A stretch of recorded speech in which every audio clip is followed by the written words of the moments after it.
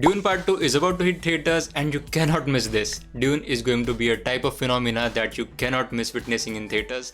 It's like Harry Potter, based on a novel and then presented with absolute beauty on the big screen. And here is all you need to know before watching the second part of Dune. So Dune Part 2 had a world premiere about a week ago and a lot of movie critics also watched the movie. The early reviews of this movie are just staggering. Some people are calling it the best movie ever made. Some people cannot stop praising every little detail of this movie. It also has the best IMDb score as of now, but it will change as the movie releases in theaters. But the bottom line is everyone is loving this movie and they can't stop praising this movie for various aspects, just like the direction of this movie by Denis Villeneuve. They're calling it the best movie made by him, then Timothée Chalamet's performance, Austin Butler's performance, and of course the music by Hans Zimmer. So the hype is set, just can't wait. And as I said earlier, these movies are based on a novel and hence the world of this movie, Dune, is a very large and a very integrated world.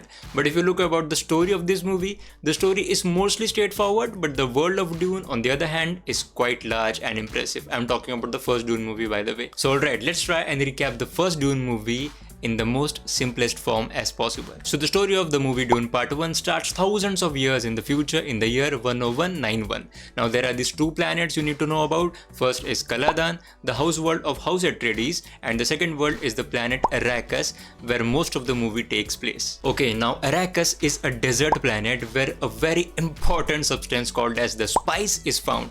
So spice is like a sand-like substance which can enhance mental abilities and is very essential for space travel, hence making it the most important substance. And the native people of this world are called as the Fremen. The Fremen have blue eyes because their exposure to the spice, spice also does that. So basically Arrakis was previously ruled by the people called as the Harkonnens, the bad guys of our story, who used to harvest the spice and control the production of spice to earn major profits, and hence they become insanely rich. And of course they do not like the Fremen and they try to kill them. Basically the Fremen, the native people of Arrakis, are actually oppressed by any outworlders who come and try to rule them. But the Fremen now are pretty strong and they have also learned the ways of the desert and have developed heightened abilities because of the spice. And now they have actually inhabited the remote areas of the planet Arrakis, which no one can touch. Now let's look at some of the major characters of this movie. First one is obviously Duke Leto Atreides. He is the main guy of the House Atreides and he's played by Oscar Isaac. Number 2, his son Paul Atreides, played by Timothée Chalamet. Number 3, Paul's mother, Lady Jessica, played by Rebecca Ferguson.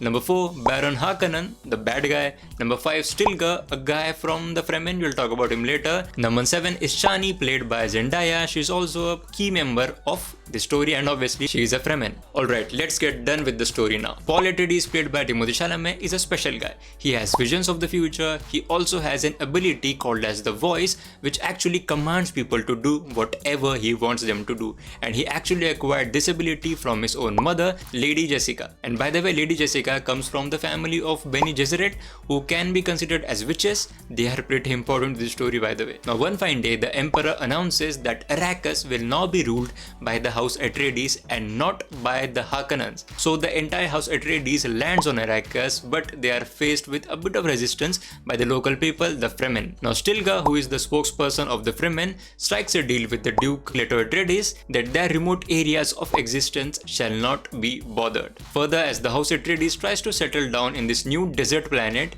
they are attacked by the House Harkonnens, the bad guys. They actually team up with and are actually betrayed by their own house doctor, Dr. Yue. But it's later revealed that Dr. Yue had its reason.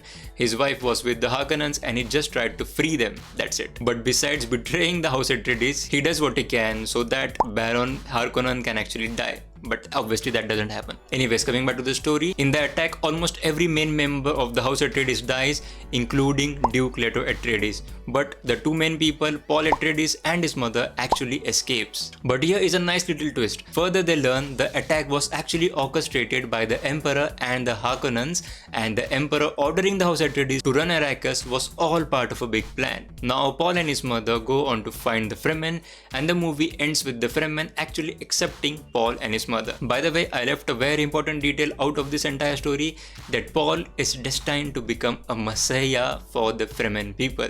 Yes, and that's why he had all of these visions at the start of the movie, and in those visions, Zendaya's character Chani used to be in those visions. And by the way, Paul Atreides actually fights a man called as Jamis at the end of this movie, and after killing him, then only they are accepted by the Fremen. So yeah, I think that's enough of the recap of the first movie to jog your memory about the first movie and be really prepared for the second movie. But if possible, I'd really recommend you to watch the first Dune movie so you can set your expectations for the second Dune movie as well. But anyways, as always, thank you so much for watching.